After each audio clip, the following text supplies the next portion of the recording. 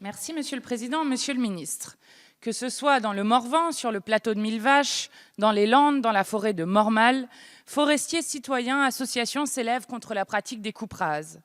Les coupes rases libèrent une partie du carbone stocké dans le sol, tassent, fragilisent les sols et empêchent leur bonne régénération. Elles détruisent également les habitats des mammifères, des oiseaux ou des insectes.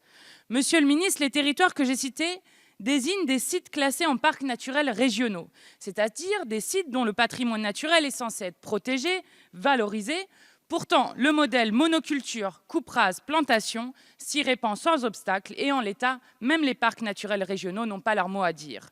Dans le Morvan, où j'étais il y a quelques mois, déjà 50% des forêts de feuillus ont été remplacées par des plantations monospécifiques de résineux.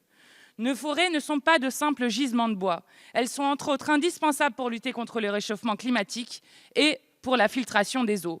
Nous devons arrêter de convertir nos forêts feuillues diversifiées en monocultures de résineux, exclusivement destinées à l'industrie et plus vulnérables aux événements extrêmes comme les incendies, les tempêtes ou la prolifération d'insectes. L'épidémie de scolyte qui ravage nos forêts françaises nous incite, là encore, à changer notre modèle. D'autres pays l'ont fait avant nous. La Suisse a interdit les coupes rases dès 1876. En Allemagne, l'ensemble des Länder a voté des législations restrictives sur la surface maximale des coupes. En Autriche, toute coupe de plus de 2 hectares est interdite.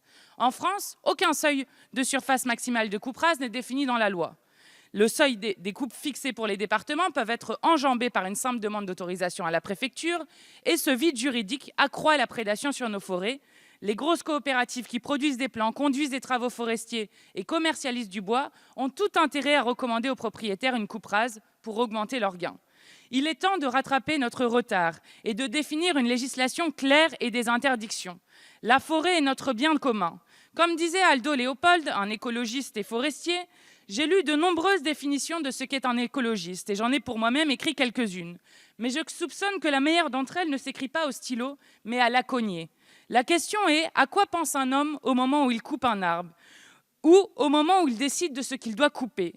Un écologiste est quelqu'un qui a conscience, humblement, qu'à chaque coup de cognée, il inscrit sa signature sur la face de sa terre. Monsieur le ministre, à nous de choisir quelle signature voulons-nous inscrire sur la face de nos forêts. Celle du marché qui épuise nos forêts pour plus de bois et maltraite les êtres humains qui y travaillent, ou celle de l'intérêt général qui en prend soin pour le bien de toutes et tous. Ma question est donc simple. Êtes-vous favorable à un seuil national d'interdiction des coupes rases? Monsieur le ministre.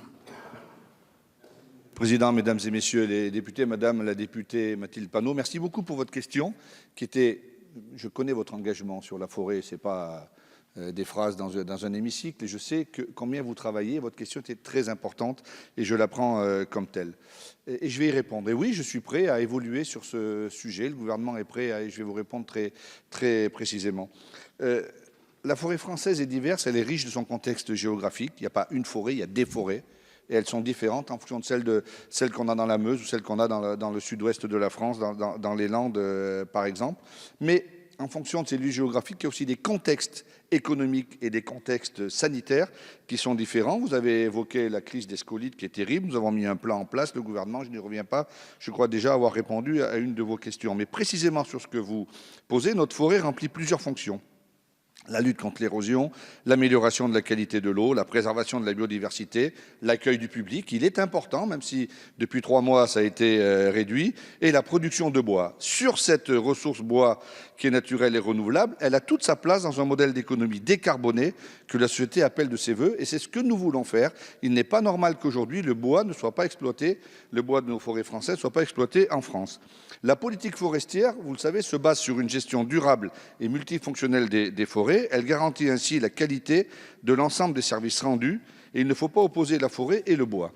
Mais vous me posez précisément votre question sur les coupes rases.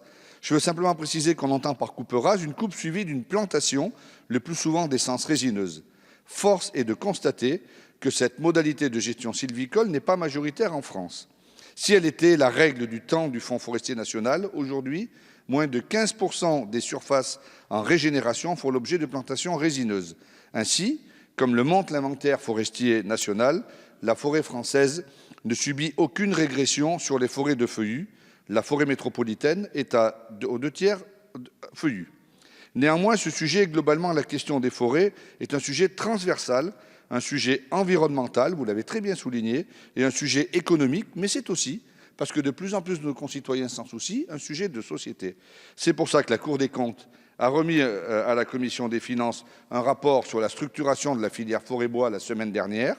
C'est pour ça que 6 ONG ont décidé de mettre en commun leurs réflexions au sein d'un récent rapport. C'est pour ça que j'ai demandé aux professionnels en octobre dernier de construire une feuille de route pour l'adaptation des forêts au changement climatique. Elle devrait m'être remise prochainement.